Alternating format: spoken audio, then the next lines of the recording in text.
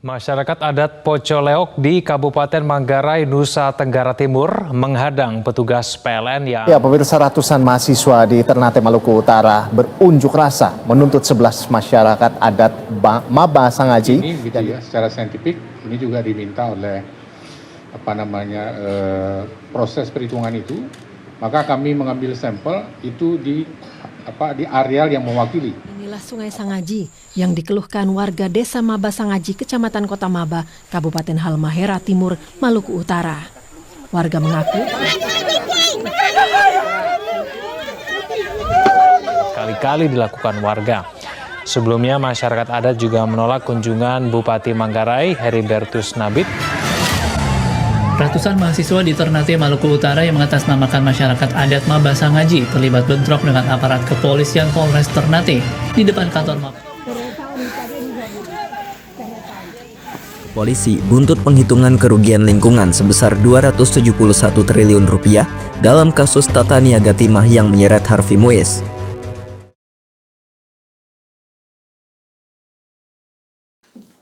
Selamat siang pemirsa sekalian. Kita kembali berbincang di YouTube pada acara Bincang Hukum, dan kita akan fokus pada topik sumber daya alam dan lingkungan hidup.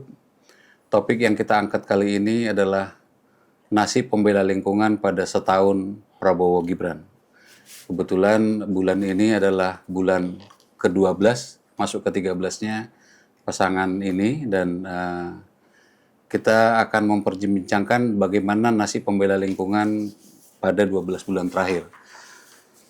Bersama kita saat ini sudah hadir Bu atau Mbak Nur Sarifah.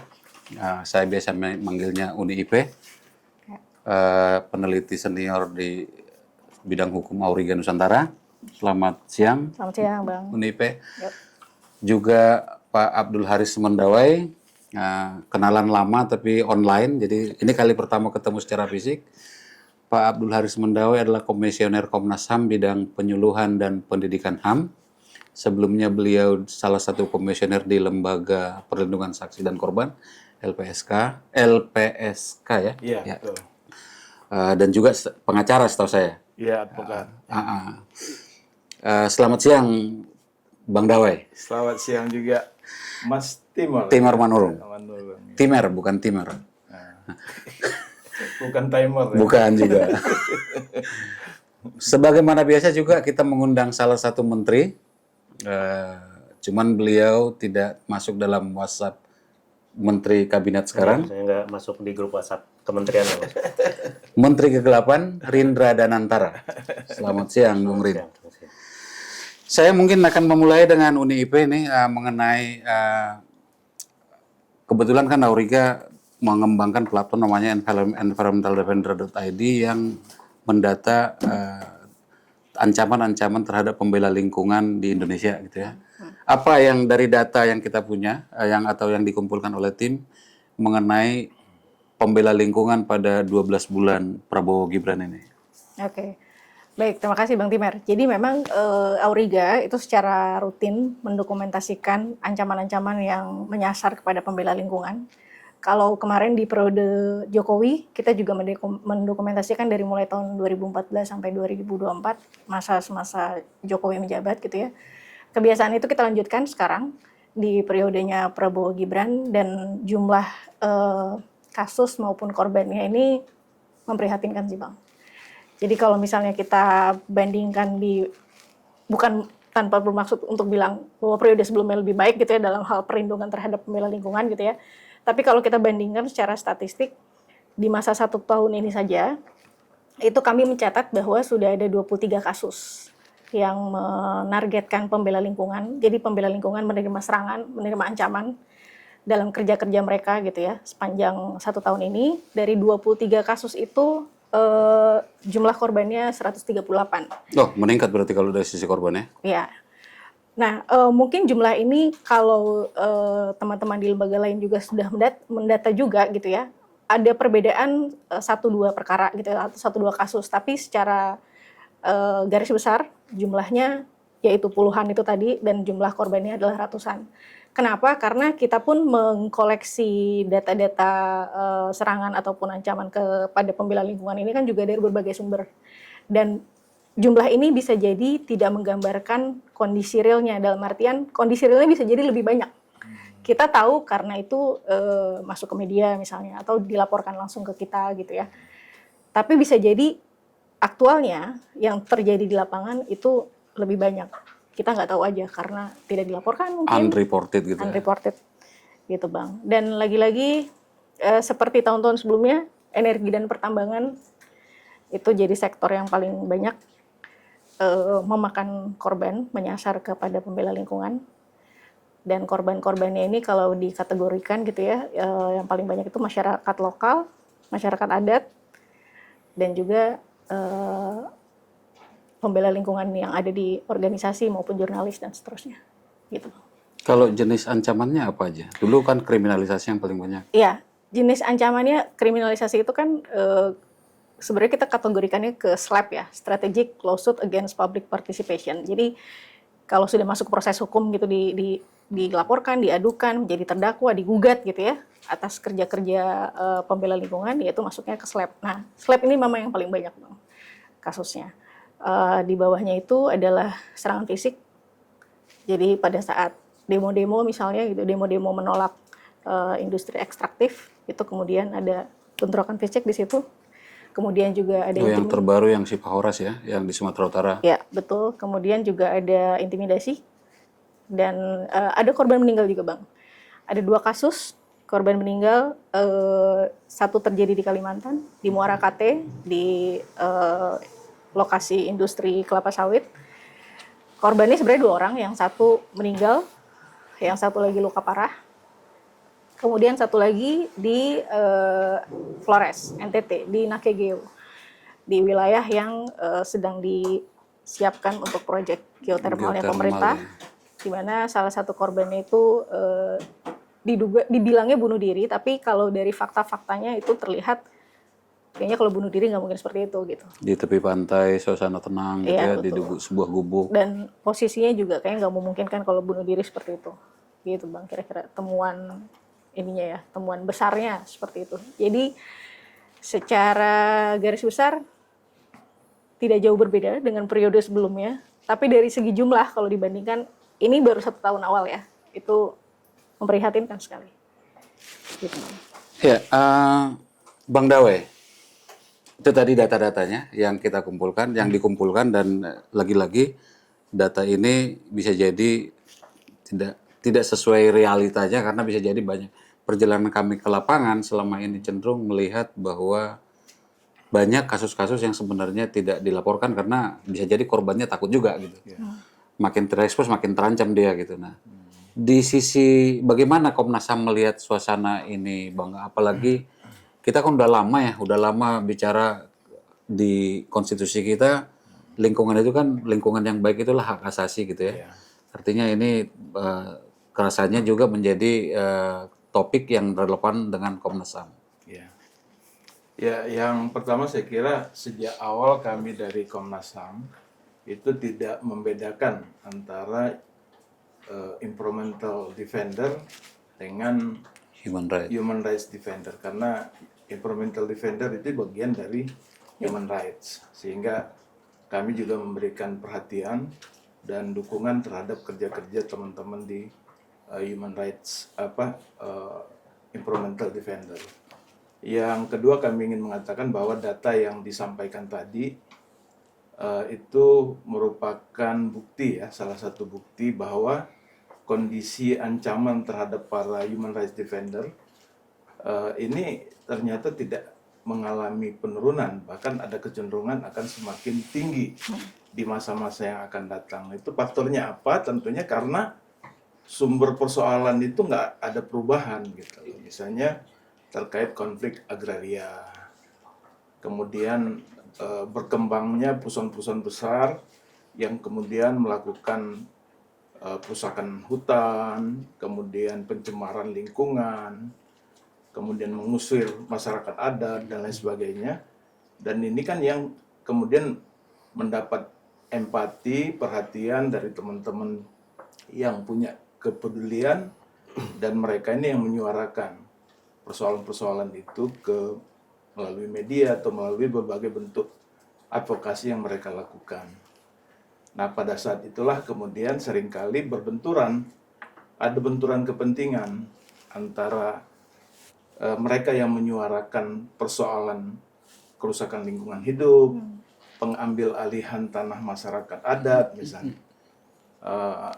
penebangan hutan dan lain sebagainya itu, dengan kepentingan-kepentingan misalnya pertumbuhan ekonomi atau mengundang ya sebesar-besarnya investor ke Indonesia dan lain sebagainya. Ini seringkali terjadi benturan kepentingan di lapangan. Nah, sehingga kemudian ini mereka-mereka yang bersuara kritis ini menghadapi berbagai persoalan. Makanya yang tadi disampaikan, tadi misalnya ada pembunuhan, ada kriminalisasi, dan sepertinya sama sekali tidak ada proteksi terhadap para pembela lingkungan dan para pembela HAM ini, karena mereka ini seringkali dianggap sebagai kerikil untuk orang-orang yang punya kepentingan tadi pembangunan ya, atau menguasai wilayah-wilayah yang selama ini sudah dikuasai pihak tertentu untuk kepentingan mereka. Nah,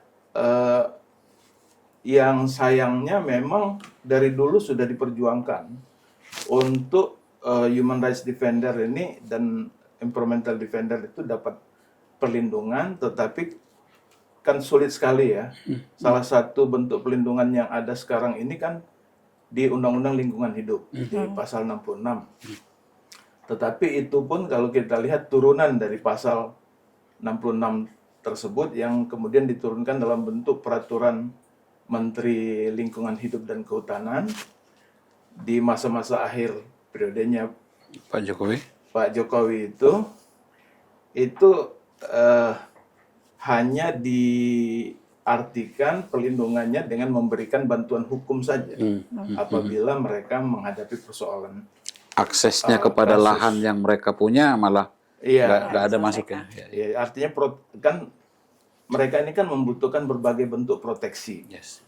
Tapi proteksi itu yang kemudian tidak diberikan. Ya. Misalnya keleluasaan dalam hal menyampaikan pendapat, pikiran, keleluasaan dalam mereka berorganisasi.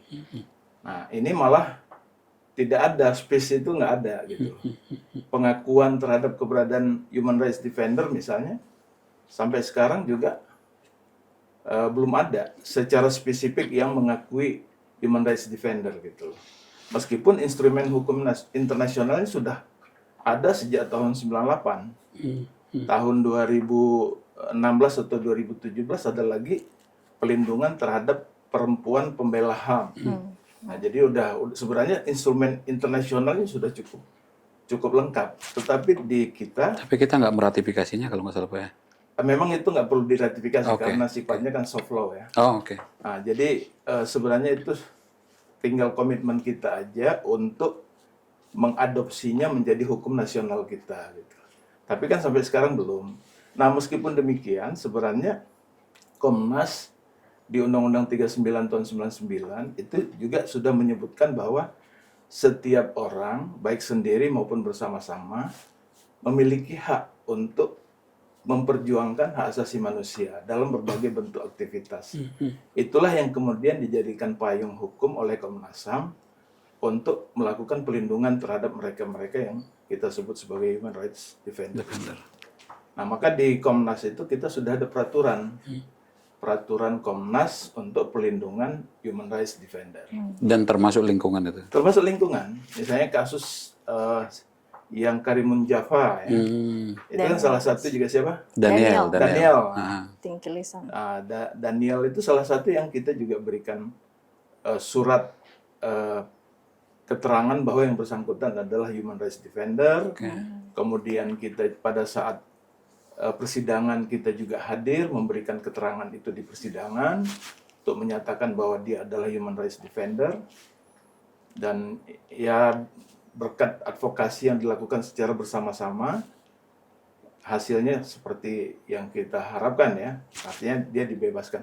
Tapi kan tidak ada juga penggantian atas kerugian. Nah itu kerugian itu, kemudian kita juga nggak tahu isu yang dia angkat terkait kerusakan lingkungan itu belum tentu diadres dengan baik gitu loh. Jadi kita berjuang hanya untuk membuat dia tidak masuk penjara itu gitu. aja. Tapi persoalan besarnya belum tentu sama seperti yang kasus misalnya masyarakat adat di Sumatera Utara misalnya. TPL ya. Mereka dibebaskan, tetapi kan persoalan konfliknya kan masih berlanjut. Izinnya jalan terus. Jalan terus gitu loh. Dan itu potensi untuk terjadinya konflik akan terus berlangsung. Gitu. Jadi memang kalau saya lihat laporan yang dibuat teman-teman Auriga kan sejak awal kan sudah dicatat di situ bahwa selama kebijakan itu tidak mengalami perubahan, meskipun rejimnya berubah, potensi kekerasan terhadap human rights defender itu kan terus terjadi. Ini saya kira yang jadi catatan kita bersama bahwa ini baru 1 tahun nih pemerintah Prabowo Gibran gitu loh. Kedepannya tentunya kita berharap jumlah yang tadi dari 23 kasus dengan 138 ya, 138 korban itu, korban HRD ini mudah-mudahan bisa berkurang kan. Tetapi di sisi lain juga kita perlu mendorong untuk penyebab-penyebab terjadinya konflik dengan human rights defender itu harus bisa diatasi.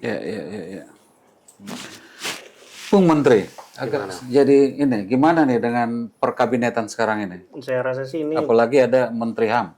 Menteri HAM ya. Mungkin sebelum ke Menteri HAM ini kembali lagi ke tadi UNIP udah ini ya mengatakan kalau mamanya kasus dalam 1 tahun ini sebenarnya sudah sangat banyak gitu loh ketimbang yang mungkin pemerintah sebelumnya dalam jangka waktu 10 tahun. Tapi ini kan memang tidak sedikit seperti yang Bang Dawe tadi bilang, ini mungkin sebenarnya kalau berbeda rezim pun ini tetap sebenarnya permasalahannya sama gitu loh. Nah ini sebenarnya kan seperti apa yang Bapak Prabowo dan Mas Gibran katakan waktu dia kampanye, ini adalah keberlanjutan sebenarnya. Nah ini bentuk keberlanjutan yang mungkin kurang lebih seperti ini salah satunya. Nah habis itu kasusnya kenapa 1 tahun di awal sudah sudah banyak sedemikian rupa. Kami pernah bilang kenapa kami ini mendukung Prabowo Gibran itu karena mereka bukan kucing dalam karung. Kita sudah tahu dia akan seperti ini. Dari awal kita udah tahu ya. Tahu akan seperti ini dengan keberlanjutan ini akan terbukti gitu. Jadi menurut saya kalau dari kami sangat sepakat sih maksudnya dengan apa yang disampaikan oleh Komnas HAM juga yang mengatakan kalau yang jadi masalah itu memang inti permasalahannya itu memang bukan hanya sekedar pelanggaran HAM-nya tapi yang ibaratnya bagi-bagi izin dengan mudah, terus izinnya jalan terus, maka karena kan akhirnya mereka yang melakukan kekerasan ini ada satu pembenaran gitu. Mungkin kalau kami dari Kementerian Kegelapan sendiri itu ya kami ya memang ini yang akan terjadi gitu loh keberlanjutan ini. Tapi kan menarik ini konsepnya Menteri Kegelapan adalah menuju Indonesia gelap. Indonesia akan gelap dulu untuk menuju 2045 Hijriah yang terang. 2045 Hijriah. Ini berarti mempercepat kegelapan itu. Kalau dari kami sih ya memang udah on track, kegelapannya sih udah on track. Buat kami. Korbannya bertambah lagi gitu. Korbannya bahkan ada kemungkinan bertambah gitu loh. Iya. Sementara kalau dari Kementerian HAM aja bilang kalau dia pinter tapi pinternya diumpetin gitu loh. Mungkin dari Komnas HAM pada akhirnya bisa menemukan itu kebenaran Pak Piga yang sementara ini selama disembunyikan di mana gitu. Tapi kalau buat kami ya memang keadaannya seperti ini dan itu yang harus kita hadapi bersama. Gitu. Bang Dawe, saya ke Bang Dawe dulu. Saya kebetulan baru dari Sulawesi nih Bang. Saya melewati satu jalan trans nih. Di jalan trans saya berhenti ngerokok, kebetulan teman saya ngeluarin drone. Hanya kita mau ngelihat aja tuh saat itu gambarnya.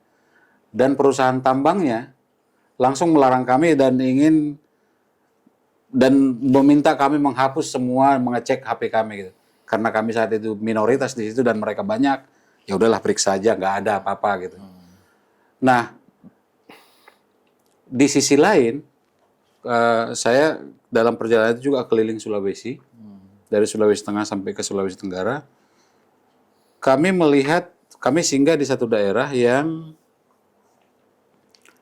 kan ini nelayan-nelayan ya, di restoran yang tepi laut gitu, tidak ada lagi kapal nelayan. Kami tanya nih, kenapa tidak ada kapal nelayan? Enggak ada lagi kan Pak. Kalau nangkap ikan sekarang, kami harus 30 km ke laut. Kapal kami nggak mampu gitu. Dan kami kemudian ngecek sepanjang perjalanan, jadinya kami ngelihat selalu pantai, dan itu memang kapal lokal itu udah nggak ada Bang. Nah, sementara kan ini adalah oleh industri-industri yang didengung-dengungkan membawa Indonesia adidaya gitu. Industri nikel. Jadi dan seenaknya saja buang ke laut. Tempat ada dua nih sekarang nih yang menurut saya jadi kontradiktif. Satu, lautnya jadi nggak ada, pangan ikan kita jadi nggak ada. Gitu. Yang kedua, kami cek ini banyak smelter ini adanya di sawah. Sementara pemerintah kita ngomong ketahanan pangan gitu.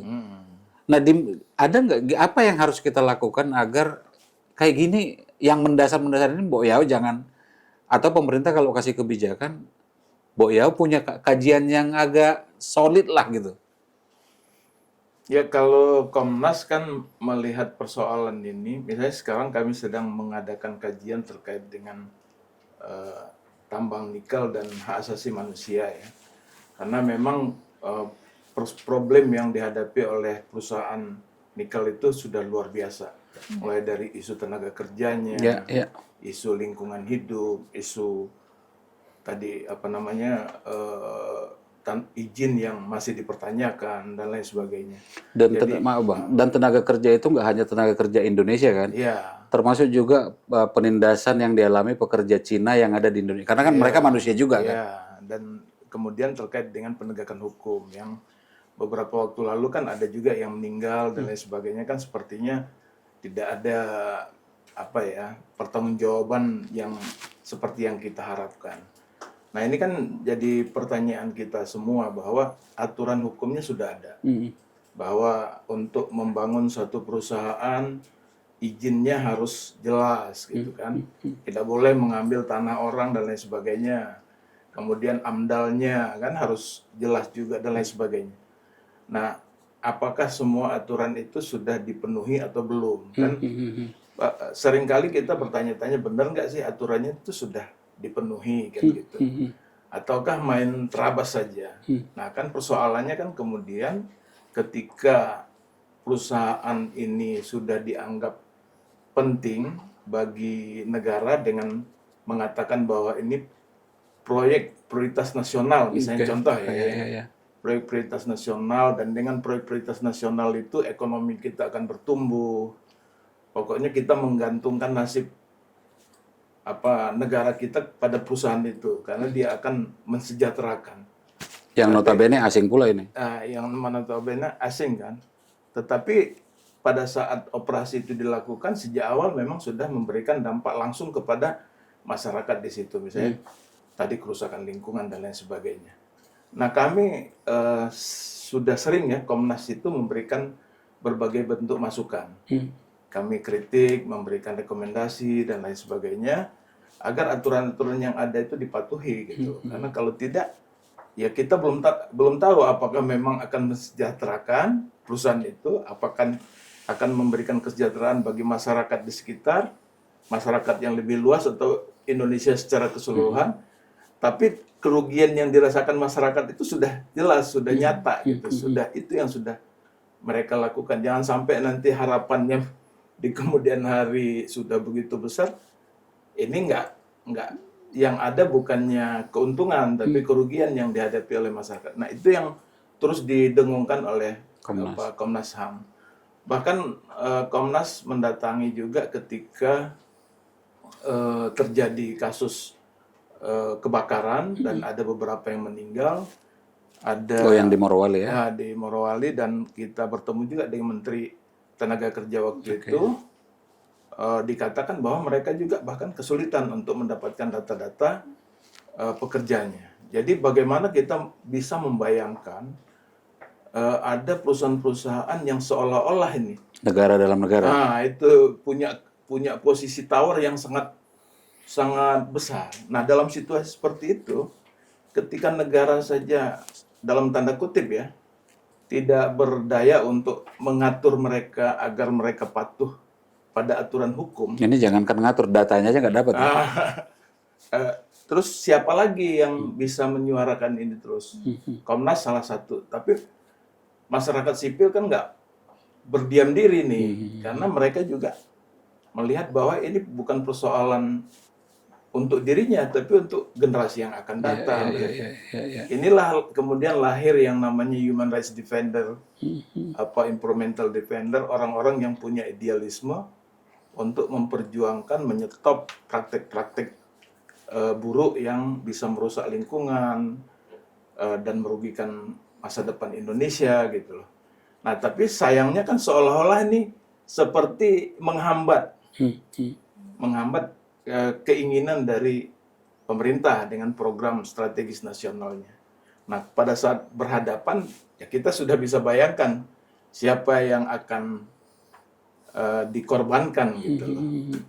Nah, itu yang terjadi gitu loh. Dan kita juga tahu bahwa ketika mereka misalnya, jadi aturan hukum di Indonesia itu begitu banyak yang bisa digunakan untuk menyerang mereka. Misalnya di dunia internet, undang-undang ITE itu bisa digunakan. Itu untuk kriminalisasinya. Pencemaran nama baik, fitnah dan lain sebagainya. Belum lagi nanti kan masyarakat mungkin protes, ada di antara mereka bawa parang, bisa kena undang-undang darurat 12 tahun 55 membawa senjata tajam. Itu. Jadi isu utamanya tidak teradres dengan baik, tapi yang ini yang muncul. Pernak-perniknya yang kita... Pernak-pernik ini. Nah, inilah saya kira yang sering kita sampaikan bahwa kritik, masukan dari masyarakat itu kan harusnya didengar dengan baik. Karena melalui masukan dari masyarakat itu, pasti akan ada, jangan sampai terjerumus dulu baru kita sadar. Gitu kan. Nah, masukan ini kan membuat kita lebih berhati-hati. Nah, contoh misalnya dulu waktu WUS ya, waktu ini contoh contoh aja ya. WUS, IKN. Ketika itu direncanakan, itu kan sebenarnya sudah banyak suara-suara. Tapi kan ini nggak terdengar. Nah, kalau kita bersuara lebih keras, ya bisa jadi kita yang jadi korban. Kan gitu. Tapi kalau tidak disuarakan, ya akan kita terjerat hutang yang begitu besar gitu. Sementara negara kita sendiri nggak mampu untuk membayar hutang itu. Kan kemudian di restrukturisasi hutang 70 tahun.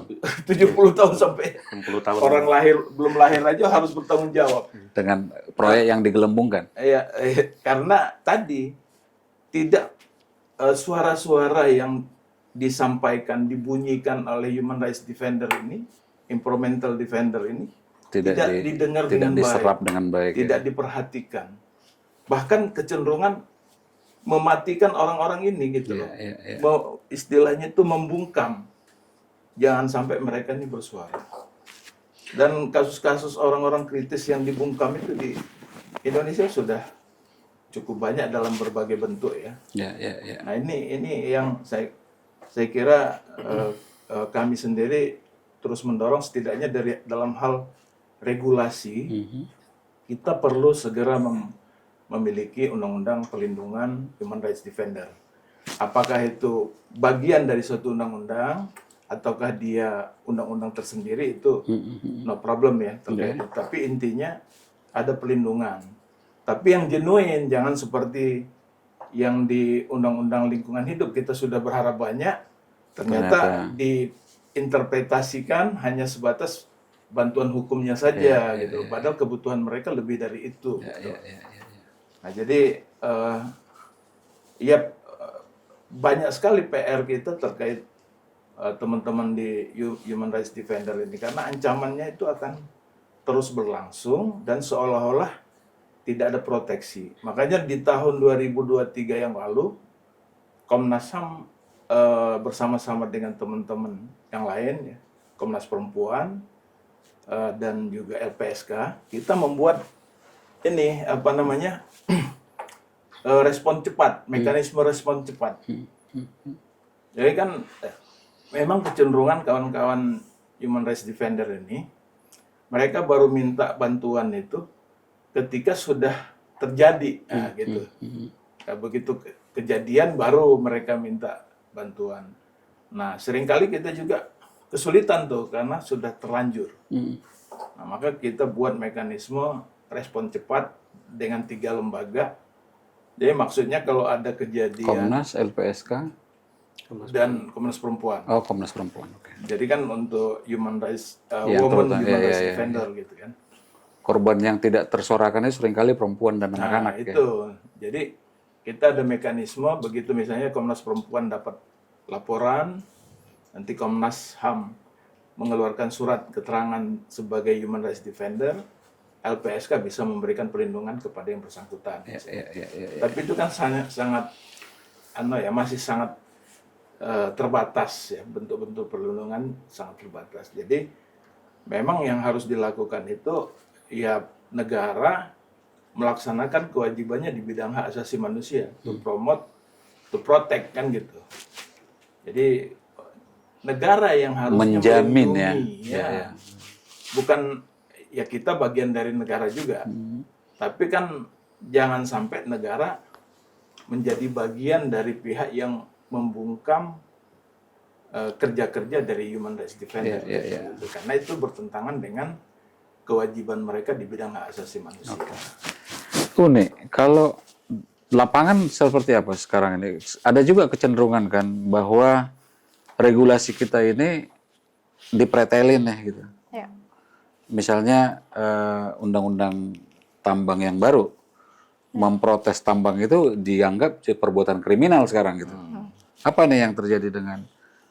Iya, memang. Tadi kalau Bang Dawai sebutin kan katanya kalau udah kejadian baru minta perlindungan gitu ya. Nah, sebenarnya ya kapasitasnya Komnas HAM seperti itu. Tapi sebenarnya di bagian perundang-undangannya sendiri, di bagian kebijakan ataupun legislasinya, ini memang masih banyak yang harus dibenerin gitu. Jadi tadi Bang Timer sebut soal Undang-Undang Minerba, pasal 162 itu memang pasal karet ya, yang bisa diterjemahkan sangat luas sekali untuk memberangus pembela lingkungan. Kemudian ada Undang-Undang ITE. Nanti tahun depan 2026 kita punya KUHP baru, berlaku KUHP baru, itu juga ada pasal-pasal yang potensial banget untuk menjerat pembela lingkungan. Kayak misalnya penghinaan terhadap presiden dan wakilnya, terus izin untuk berdemonstrasi, itu Oh, demonstrasi harus ada izin sekarang ya? ya Gak jadi cukup pemberitahuan lagi? ya dengan alasan untuk menjaga ketertiban umum gitu ya. Tapi kan sekali lagi tadi Bang Dawai bilang to protect, to fulfill, itu juga harus dipenuhi juga oleh negara gitu. Nah, yang kita lihat kualitas undang-undang yang dihasilkan kan juga bermasalah banyak. Jadi mesinnya itu kayak nggak jalan, Bang. Kayaknya kita nggak punya undang-undang yang tidak di MK kan kayaknya. Iya, akhirnya jadi kayak gitu karena mesinnya nggak bekerja dengan baik gitu. Kualitas undang-undang yang dihasilkan oleh DPR dan pemerintah itu bermasalah, mau nggak mau nanti akhirnya masyarakat gugat. Nanti itu kan prosesnya jadi mengulang gitu. Padahal sebenarnya banyak PR yang harus diselesaikan lebih dulu gitu dibanding kita selalu membereskan dari hasil proses yang tidak berkualitas gitu. Nah, itu jadi dan dampaknya ke kita sebenarnya ke warga negara, ke masyarakat gitu ya. Jadi kita pun jadi mempertanyakan nih sebenarnya kinerja pemerintah mau kayak gimana sih? Bagaimana sistemnya itu ditata, dikelola gitu untuk bisa menghasilkan kebijakan-kebijakan yang justru harusnya nggak jadi PR lagi loh harusnya buat masyarakat. Ini jadi PR lagi karena kita harus judicial review supaya sesuai sama Undang-Undang Dasar. Itu kan udah memakan waktu gitu ya. Gitu. Jadi kondisinya ya seperti itu, Bang. Ada nggak fenomena bahwa pemerintah memberi konsesi yang terlalu besar kepada korporasi? Misalnya kasus yang tadi TPL, Poras. Oh iya. Atau Mabasangaji yang barusan. Nah, itu kelihatannya adalah otoritas negara yang diberikan sepenuhnya kepada korporasi yang hadir di sana juga tanpa melalui proses konsultasi dengan masyarakat. Betul. Jadi izin-izinnya itu keluar pun juga bermasalah kan sebenarnya. Jadi kalau misalnya mau ditarik ke belakang, sebenarnya kalau izin itu nggak keluar, ya korporasi juga nggak punya dasar. Jadi kalau ditanya, siapa sih yang paling bermasalah kalau misalnya kita lihat runutannya gitu. Kalau menurut saya pribadi, ya negara lah yang harus tuntut pertanggungjawabannya. Karena izin-izin itu nggak bakal keluar kok. Kalau Kalau misalnya pemerintah- korporasi itu nggak bakal ada kok kalau izinnya nggak keluar. Iya, iya. Sementara proses izinnya itu juga bermasalah gitu. Jadi kalau dirunut ke belakang seperti itu. Bagaimana Bung Menteri? Apalagi kan situasinya kan ini. Saya jujur tidak melihat partai politik kita sekarang ada yang bisa diharapkan nih. Itu satu. Yang kedua, saya melihat justru pelaku-pelaku korporasi yang kita bicarakan ini, jangan-jangan duduk di kabinet dia orangnya gitu. Iya, iya, iya. Karena makin pebisnis dan penguasa negeri kayaknya makin susah dibedain nih belakangan. Iya, iya, iya. Kelihatannya kalau dari kami bikin partai sendiri juga udah terlambat ya, mungkin nanti di 2029 mungkin. Ya. Tapi mungkin kalau bagi kami ini PR terlalu banyak, betul seperti Bang Noel bilang dan Unipe bilang tuh banyak hal-hal yang perlu diperbaiki sebelum kita menuju mungkin ada undang-undang yang bisa mengatur secara ideal gitu. Kalau menurut kami sih untuk sekarang ya mungkin yang bisa dilakukan tercepat untuk mungkin kami akan memberikan saran ke pemerintah juga yang walaupun kami nggak ada di WhatsApp grupnya itu. Jadi kami coba gimana kalau kita fokusnya memang bener-bener ke program unggulan Pak Prabowo sendiri yaitu MBG sebenarnya gitu. Oke, menarik ini. Gini, hubungannya adalah banyak tidak sedikit kalau memangnya orang yang terkriminalisasi masuk penjara itu tuh kan ada kewajiban dari negara Ngasih untuk makan. memberi makan gitu loh. Memberi makan. Jadi agar ada MBG-nya ada penggunanya gitu. Nah, jadi sementara kalau memangnya yang ibaratnya yang dikriminalisasi, mungkin ini bukan dari kasus lingkungan ya, dari yang kemarin seperti Del Pedro dan rekan-rekan itu juga dia menolak makan. Dan saya rasa dari rekan-rekan yang terkriminalisasi dari konteks lingkungan juga. Kalau habis makan keracunan gimana, Bung? Nah, itu kan setidaknya gini, porsinya ada dulu.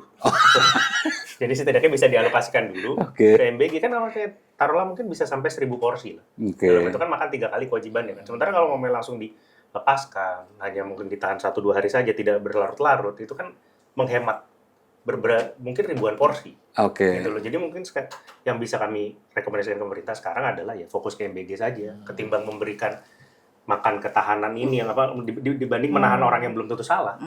Dan di mana dia tetap harus diberi makan dan dia menolak dan tidak jarang dia menolak untuk makan, lebih baik yang diberikan ke yang orang yang pasti makan. Oleh ikan hiu jadi makan sama ini peserta MBG gitu kan. Jadi maksudnya kalau kami rasa sih gimana cara paling cepat supaya pemerintah itu tidak melakukan dalam yang seperti yang dibilang tadi, apakah pemerintah atau korporasi itu melakukan kriminalisasi, ya itu mungkin fokusnya itu ke MBG saja gitu loh. Jadi program unggulannya Pak Prabowo bisa jalan lebih optimal dan yang orang yang terkriminalisasi jadi lebih sedikit, negara lebih hemat biaya. Menurut saya dari Kementerian Kegelapan seperti itu. Ngobrol dengan Menteri Keuangan memang gini, Bang Dawe. Jadi kita diajak melihat dari luar gitu. Out of the box. Soalnya kalau dari undang-undang kami juga nggak bisa buat produk apa-apa juga gitu. Iya. Bang Dawe, tadi kriminalisasi itu menjadi porsi yang paling banyak ya dari data sekarang. Nah, kriminalisasi ini kan di hakim udah ada perma, jaksa udah ada pedoman jaksa agung, di polisi tidak ada apa-apa rasanya, dan kita tidak punya mekanisme untuk mengkoreksi polisi karena dia seolah-olah bebas mentersangkakan siapapun. Atau kalau polisinya salah, kita tidak ada mekanisme punishment juga. Apa nih yang harus kita lakukan agar ya paling nggak misalnya tahun 2026 kita menolkan kriminalisasi misalnya gitu. Ya. Yang pertama kita tentunya juga mengapresiasi adanya sejumlah modalitas awal ya dengan hadirnya beberapa peraturan di kejaksaan. Saya kurang tahu apakah kepolisian sudah ada. Belum ada. Setahu saya belum ada. Yang ada kejaksaan, kepolisian kan gitu.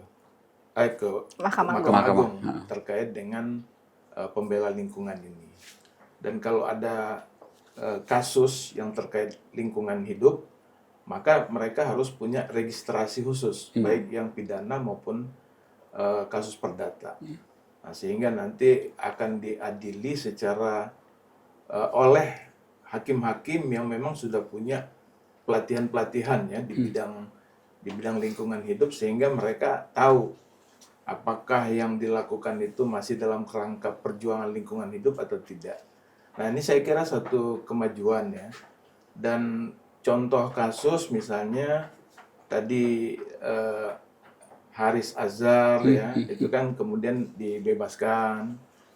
Itu juga dengan menggunakan isu lingkungan hidup juga. Kemudian tadi Frankie Daniel Tangkili sana. Daniel. Kemudian yang di Sumatera Utara dan ada beberapa yang lain menggunakan isu lingkungan hidup tadi. Nah, oleh karena itu saya kira dari pihak kepolisian pun harusnya juga belajar dari kasus-kasus tersebut gitu. Bahwa apa yang mereka suarakan ini sebenarnya dalam rangka melaksanakan hak mereka sebagai warga negara. Nah, ini dan percuma juga mereka tersangkakan, toh pada akhirnya juga akan dibebaskan kan gitu. Nah, jadi saya kira sosialisasi terkait dengan aturan-aturan, selain kita tentunya masih menunggu aturan yang lebih komprehensif, yang lebih kuat ya, daya perlindungannya kepada teman-teman itu, dan juga tidak hanya untuk kepentingan criminal justice system, tapi juga membuka ruang untuk mereka bisa diterima, difasilitasi pada saat mereka melaksanakan tugas-tugas mereka sebagai human rights defender ya. Tetapi saya kira dengan aturan yang ada ini kita, dan contoh-contoh kasus yang sudah pernah ada, sosialisasi ke berbagai instansi kepada kepolisian ini saya kira juga penting.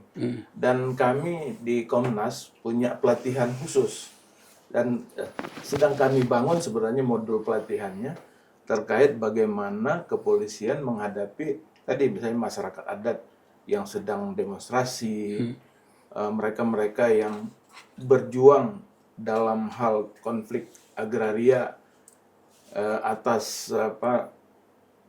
pengambil alihan secara paksa lahan masyarakat yang dilakukan oleh korporasi misalnya.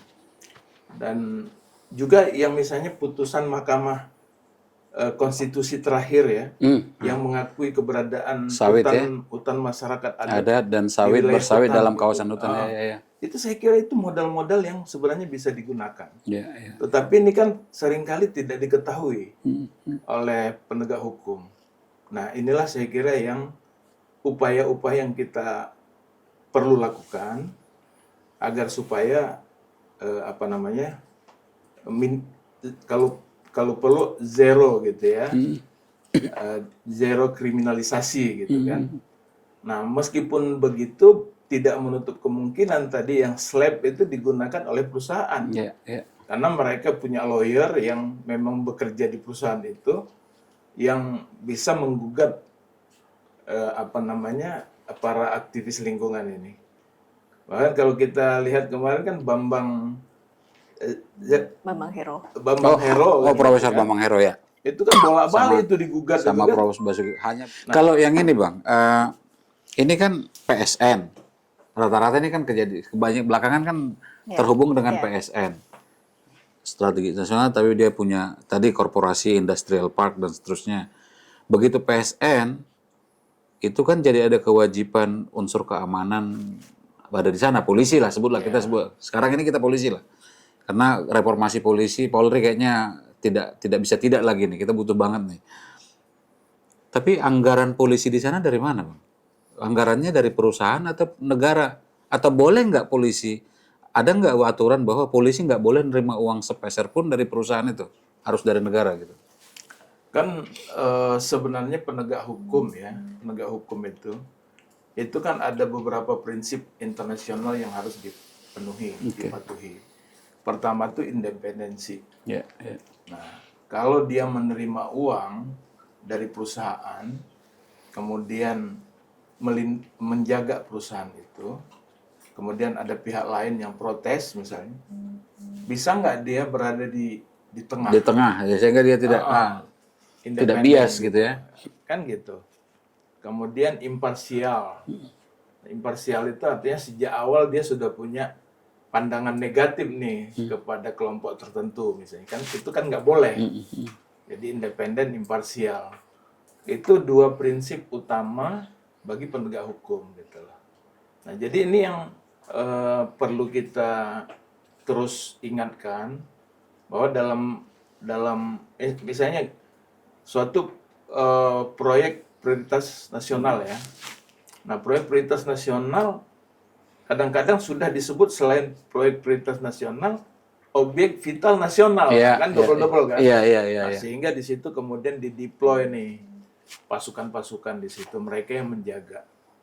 Nah, tapi kalau ada kejadian apa, dari kepolisian juga yang melakukan penyidikan. Nah, Kepolisian yang sama? Iya, kepolisian ya, meskipun beda mungkin yang menjaga itu siapa, dari Brimob misalnya, tapi yang menyidik Serse misalnya. Tapi itu kan dari institusi yang sama gitu lah. Sehingga kecenderungan orang-orang yang protes ini kan akan selalu dianggap, sepertinya akan selalu dianggap salah kan jadinya. Nah, kenapa? Karena tadi independen, imparsial tadi. Apalagi kalau sudah menerima sejumlah bantuan. Nah, sebenarnya kan kalau kita mengacu lagi kepada undang-undang KPK gitu ya. Atau penyelenggara negara. Penyelenggara negara. Yang baik gitu ya. Iya, itu kan kalau misalnya menerima sejumlah uang bantuan, itu kan harus ada pelaporannya dan lain sebagainya. Kemudian juga apa namanya, ya kita nggak tahu persis, misalnya dari perusahaan A misalnya memberikan uang operasional berapa kepada kesatuan yang ada di sana. Kesatuan yang ada di sana dan bagaimana proses pertanggungjawabannya, kita juga nggak tahu kan. Nah, ini yang transparansi terkait itu juga kita harusnya terbuka gitu lah, sehingga kita tahu persis bahwa memang meskipun dapat bantuan dari perusahaan, sebenarnya idealnya kan nggak boleh ya, idealnya kan harusnya dari negara kan, nah bukan dari perusahaan gitu kan. Nah, kalau ini terjadi, nah ini kan harus bantuan-bantuan yang diterima itu kan harusnya disampaikan juga, dilaporkan ke KPK kan. Dinegarakan dulu ya. Iya, disampaikan ke KPK bahwa kami dapat bantuan sekian. Kan, karena itu kayak menerima sesuatu kan. Karena kita misalnya saya menerima tiket misalnya kan, menerima penginapan, nonton konser gitu. Itu kan jadi masalah kan. Nah, ya, seperti itu. Jadi problem-problem seperti itu saya kira memang masih sering kita hadapi. Bahkan kadang-kadang misalnya di perusahaan, ada suatu perusahaan sawit misalnya, terus nggak jauh dari situ nanti dibuat kayak ada kantor polseknya misalnya. Nah ini bahkan ada juga yang misalnya ternyata masuk wilayah punyanya perusahaan misalnya kan. Jadi orang juga udah berasumsi macam-macam ya. Bahwa oh ini kok jadi bagian dari perusahaan, padahal perusahaan tersebut belum tentu dalam prakteknya benar semua ya. Benar semua gitu loh. Ketika dia melakukan praktek yang menyimpang atau ada suatu tindak pidana yang dilakukan, masyarakat mau lapor ke situ juga kan ragu gitu loh. Nah, jadi independensi, imparsialitas ini yang harus terus dijaga, termasuk dalam hal bantuan-bantuan yang dari perusahaan atau fasilitas-fasilitas yang diberikan oleh perusahaan, jangan sampai membuat mereka menjadi berpihak. Gitu. Uni, kita yang di masyarakat sipil kan sering melihat bahwa kalau tadi yang disebut Bang Dawai misalnya Daniel menang. Kelihatannya ada kesan bahwa sebenarnya perusahaan atau siapapun yang melakukan ini, sejauh tujuannya bukan menang sebenarnya, tujuannya untuk menghentikan orang bersuara. Jadi ya kalah juga mereka, toh kalah juga nggak ada konsekuensinya, dan mereka sudah bebas lagi ketika orang-orang yang bersuara ini sudah diteror oleh ketakutan. Ada nggak memang fenomena begitu? Atau misalnya gini, tadi Bang Dawai sempat menyebut bahwa SLAP kan tidak hanya kriminalisasi. Ada kejadian misalnya satu smelter yang akan berdiri di Sulawesi Tengah menggugat sekelompok masyarakat yang melindungi sawahnya karena dilintasi truk-truk pengangkut muatan gamping dan nikel gitu. Dan mereka jadi divonis bersalah, nggak pidana, tapi perdata. Gitu. meski bahwa nanti gugatannya yang sekian miliar itu ditolak hakim, tapi mereka bersalah nih gitu. Ada nggak fenomena-fenomena yang itu menjadi tren nggak dari data-data yang ada? Iya, itu memang menjadi tren, Bang. Karena memang tujuannya SLAP itu tadi, tujuannya adalah memang untuk membungkam. Jadi tujuan utamanya membungkam, bahwa hasilnya setelah dibungkam kapok beneran, diputus bersalah, itu udah Nomor target sekian. yang berikutnya gitu. Tapi memang target awalnya adalah memang untuk membungkam. Makanya dibilangnya against public participation. Oke. Supaya orang tuh gak berisik lah gitu intinya. Dan begitu. data-data yang ada mengkonfirmasi itu. Iya. Dan memang dari segi hukum pidana maupun hukum perdata kita punya celah. Gitu. Jadi kalau di perdata kenapa Bambang Hero sering banget digugat gitu ya. Terus yang tadi perusahaan masyarakat yang punya sawah itu kemudian digugat karena memang di hukum acara perdata kita itu semua perkara itu dia masuk dulu. Jadi diregister dulu, masuk dulu. Walaupun hakimnya udah tahu Bambang Hero ini kan ahli. Bambang Hero ini selalu bersaksi untuk perkara lingkungan hidup. Dan kesaksiannya seperti apa dia udah tahu gitu. Tapi prosedur hukum acara perdata kita itu memang semua perkara tuh harus diregister dulu, diperiksa dulu. Kalaupun ternyata mau diputus bahwa Bambang Hero ini pembela lingkungan, itu nanti di putusan sela. Sementara orang tuh kan kalau digugat tekanan psikis dan segala macam itu udah terasa kan. Jadi pressure-nya dulu gitu. Bisa dibayangkan orang masuk ke proses hukum yang nggak pernah berhadapan dengan hukum, kemudian dia berhadapan dengan hukum, meskipun nggak sampai putusan akhir, tapi sampai putusan sela, itu pasti udah ada tekanan psikis buat dia gitu. Jadi hukum acara perdata kita masih kayak gitu. Harusnya kalau di luar negeri, di negara-negara Anglo-Saxon itu ada pemisahan. Jadi udah bisa dilihat dari awal, ini gugatannya beritikat baik, punya dasar. Itikat baik itu maksudnya ada dasar yang kuat dia mengajukan gugatan, bukan gugatan yang mengada-ngada gitu. Nah, atau tidak gitu. Kalau misalnya dari awal sudah kelihatan, apalagi kalau misalnya yang digugat tokoh ahli misalnya, ahli lingkungan, ya dia udah bisa langsung ditolak dari awal. Jadi proses persidangannya itu juga nggak panjang gitu. Bahkan di awal udah langsung udah ada langsung ya, ada rejection di awal. Iya, begitu. Nah, di hukum acara pidana juga kayak gitu. KUHAP kita sangat mudah menjadikan orang sebagai tersangka. Gitu, dan kemudian tersangka sudah ditetapkan tersangka gampang banget dikenai penahanan. Jadi salah satunya itu kan syaratnya misalnya dikhawatirkan mengulangi tindak pidana, menghilangkan barang bukti gitu. Kalau penyidiknya tipikal yang khawatiran, yaudah gue tahan aja dulu gitu kan. Jadi itu selalu jadi dasar. Aku nggak salah nahan gitu. Iya, karena daripada nanti dia kabur segala macam nggak dilihat lagi gitu. Karena ada kewenangan yang terlalu mudah itu untuk mentersangkakan dan menahan. Dan itu juga yang membuat akhirnya rumah tahanan penuh, gitu kan. Padahal beban MBG. MBG tadi itu. Jadi solusinya, ya ini bukan solusi yang satu-satunya, banyak gitu ya. Tapi setidaknya dari perbaikan hukum acara pidana, hukum acara perdata itu juga harusnya jadi target juga gitu ya untuk diperbaiki. Karena itu sangat mudah sekali. Apalagi polisi tadi belum punya pedoman ketika dia menghadapi kasus ada slapnya gitu, ada nuansa slapnya. Nggak punya mereka pedoman untuk itu. Makanya reformasi polisi, ya itu udah wajib banget mau nggak mau ya akhirnya harus. Bung, gitu. Reformasi polisi? Demi MBG saya apapun maju. Ada masukan tertentu ke polisi? Enggak, saya. Atau karena polisi kita jadi harus ngomong gitu? Ya kan kalau maaf nih Pak Polisi, saya ini bukan ngomong yang penting, saya ini yang penting ngomong soalnya. Beda sama rekan-rekan ini kan ngomong yang penting. Kalau saya sesuai sama ini aja, sesuai dengan perintah aja, saya yang penting ngomong. Tapi dalam konteks situasi saat ini, saya tadi sekalian. Jadi ketika kami ke Morowali misalnya, Kabupaten Morowali yang kita sangat kenal, bahwa pusat nikel kita misalnya gitu, yang paling besar salah satunya dan pertama yang paling besar. Tadi ada kajian atau ada data yang ekonom bilang bahwa gini, dari semua penerimaan nikel di Morowali itu hanya 2% yang berputar di Morowali. 98% keluar dari Morowali, paling banyak ke Jakarta, terbanyak kedua ke Makassar.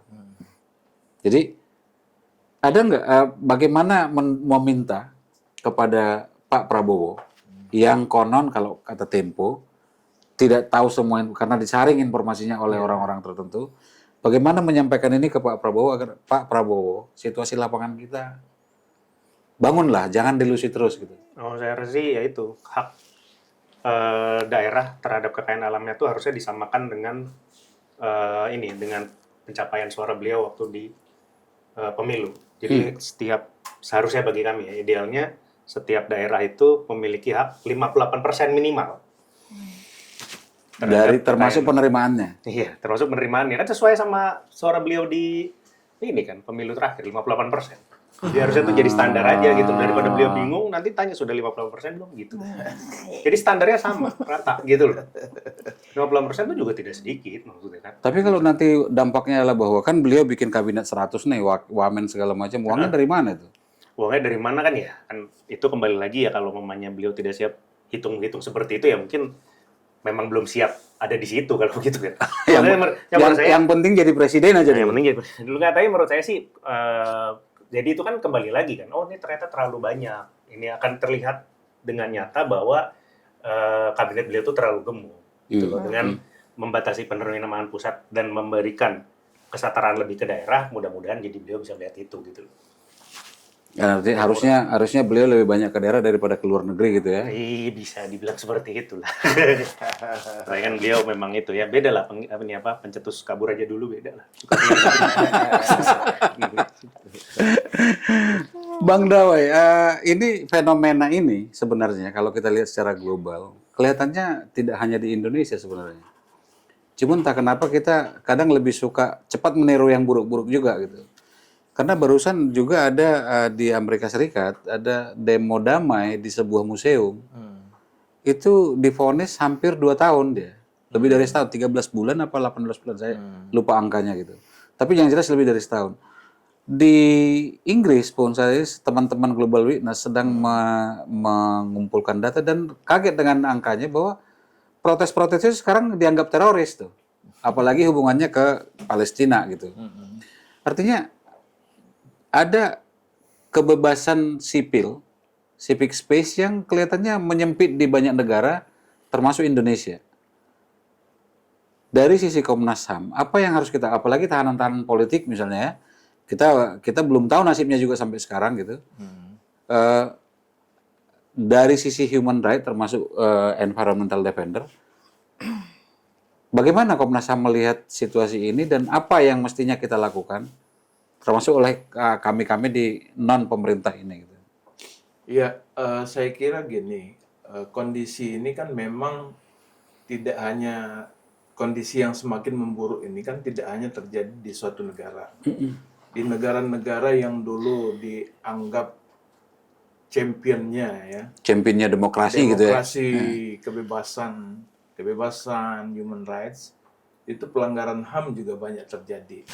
Dan tentunya berimplikasi ke negara kita yang dulu berkiblat ke sana, oh itu ikut dong seperti di Amerika.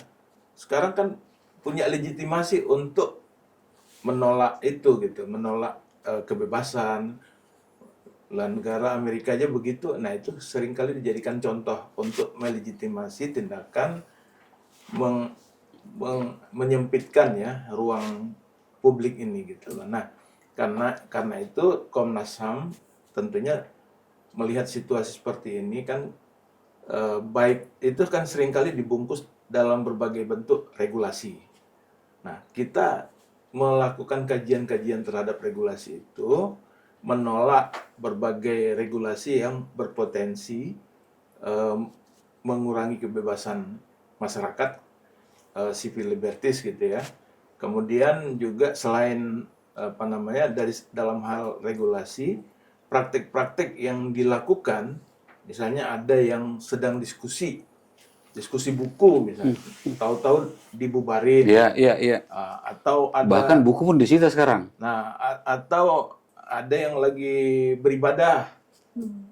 Beribadah kan bicara dengan Tuhan ya, mau dimanapun mereka beribadah kan sebenarnya baiklah ya.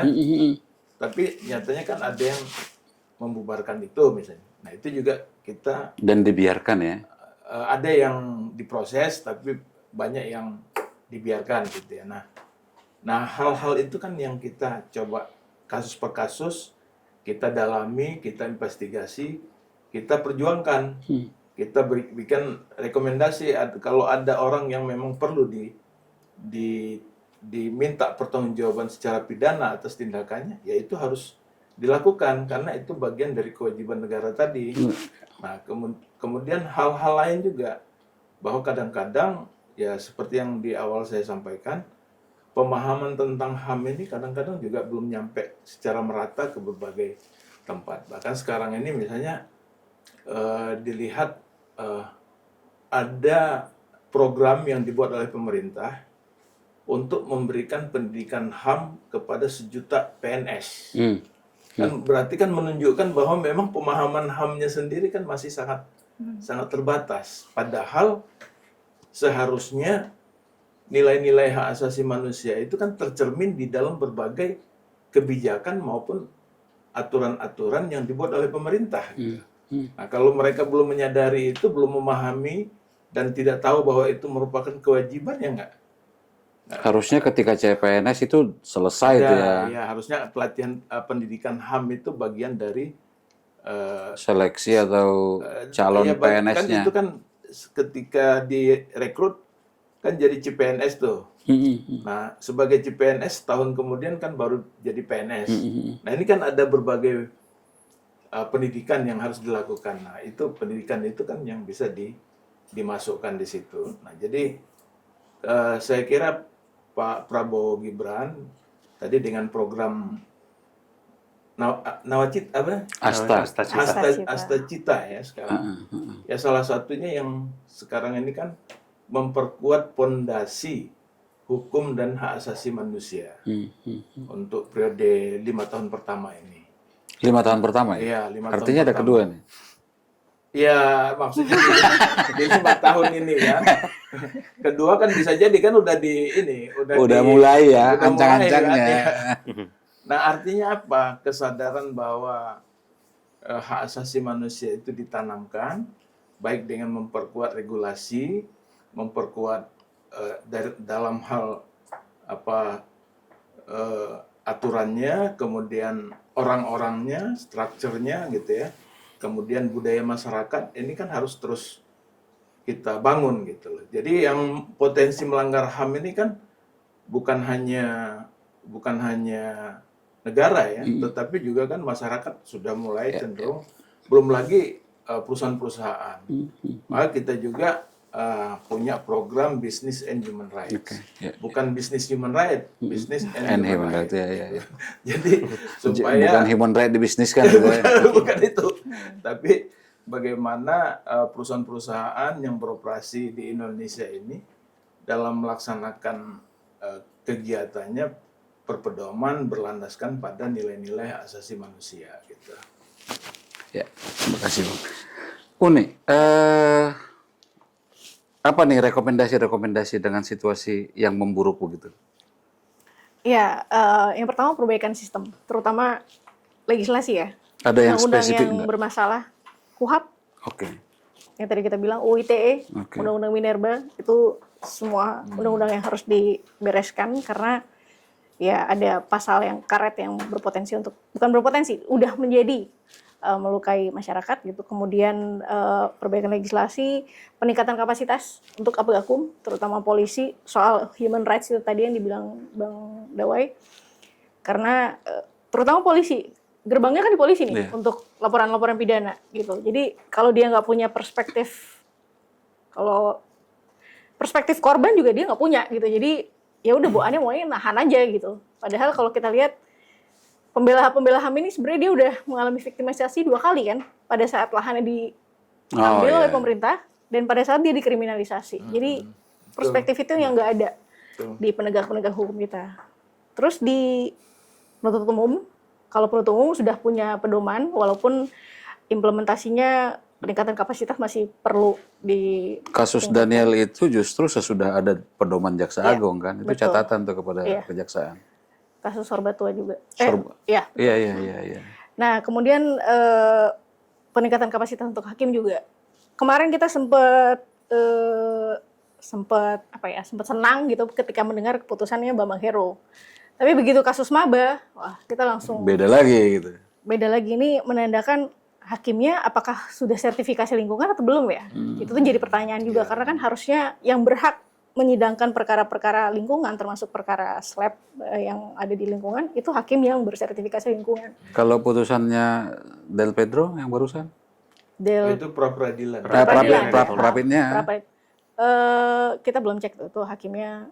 Tapi itu kan di luar dari yang lingkungan ya, maksudnya nggak masuk register lingkungan hidup gitu ya. Jadi nggak ada keharusan harus hakim LH, dan itu juga bukan kasus LH. Lalu ya itu tadi si kapasitas hakimnya sendiri perlu ditingkatkan, karena sebenarnya mereka punya wewenang untuk melakukan yang namanya judicial activism. Jadi mereka mencurahkan pikiran mereka untuk bisa mengambil putusan yang meskipun belum ada aturannya, ataupun misalnya aturannya tuh galau gitu ya, mencelakai kayak undang-undang Minerba itu, dia harusnya bisa mengambil putusan yang menurut dia ini pro kepada lingkungan gitu. Jadi dari situlah sebenarnya diharapkan dari sertifikasi lingkungan itu, hakim lingkungan itu, dan itu yang kita masih pertanyakan nih, jangan-jangan hakim yang terakhir, hakim kasus maba, apakah dia sudah pernah ikut sertifikasi gitu atau bukan, sehingga putusan yang dihasilkan kayak gitu. Itu juga harusnya jadi masukan juga ya buat Mahkamah Agung untuk mereview permanya dia, apakah diimplementasikan dengan baik, dan apakah memang penanganan perkara lingkungan hidup di pengadilan-pengadilan itu sudah sesuai dengan perma itu, termasuk kategori hakim yang menyidangkan perkaranya. Gitu, Bang. Bung, tadi seperti Bang Dawai UNIIP, ini akar masalahnya sering tidak kena. Iya. Dan akar masalahnya adalah seringkali di proses politik. Iya. Sementara partai politik kita sebagai gudang penghasil politisi, penggudang penghasil kepala daerah dan segala macam, tidak terlalu meyakinkan. Apa nih?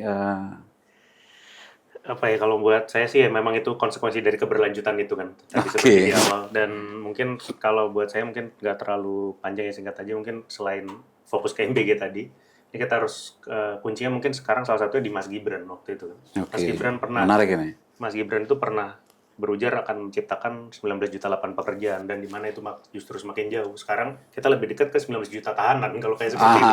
Terus seperti ini. Jadi mungkin Mas Gibran tolong lebih ke depan lah mengingatkan bahwa dia pernah punya janji itu gitu. Di mana sekarang kita lebih dekatnya ke 19 juta tahanan. Ya, semoga keadaan ya, walaupun kami berharap keadaan semakin gelap ya dengan tujuannya, tapi jangan terlalu cepat lah. Ini terlalu cepat gelapnya, seperti yang UNIP bilang baru setahun udah seperti ini. Kami juga kaget. Kami juga kaget terlalu cepat. Sebagai pendukung ya. Iya, padahal kami mendukung, tapi kok cepat sekali ini maksudnya. Buru-buru, terlalu buru-buru. Kita nih, kegelapan ini maraton kan sebenarnya. Menuju Indonesia Mas 2045 Hijriah ini maraton kita nih, jangan terlalu terburu-buru. Bang Dawai, final penutup. Ya sebenarnya kalau saya lihat ya, untuk Pak Prabowo dalam berbagai kesempatan beliau itu menyampaikan hal-hal yang ideal. Jadi meski kadang caranya misalnya terlalu kita harus berantas korupsi. Kita nggak boleh nih hanya sekelompok orang menguasai sebagian besar tanah, kan hanya kelompok elit, kan itu sering disampaikan. Jangan, nggak ada korupsi. Segala macam. Antek-antek asing gitu. Jadi dari segi istilahnya itu wacana itu sudah bagus gitu loh menurut saya. Sudah bagus gitu. Nah, tetapi dari kenyataan hasil kajian dari teman-teman Auriga tadi, ini bagaimana ini yang wacana tadi diimplementasikan di lapangan gitu loh. Untuk tadi sentralisasi kekayaan, sentralisasi aset pada kelompok-kelompok tertentu, itu kan menjauhkan dari keadilan, dan tapi juga berpotensi akan bertindak, perusahaan-perusahaan atau oligarki bisa bertindak semaunya kan gitu.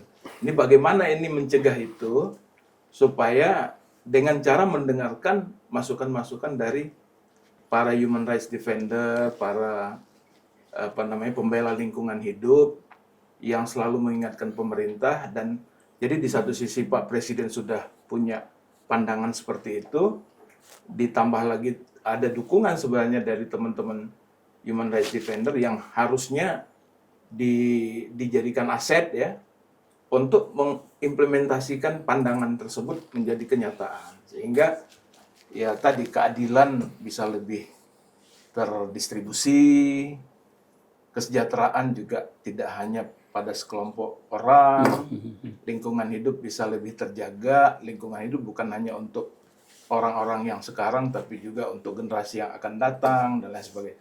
Sehingga mimpi kita bahwa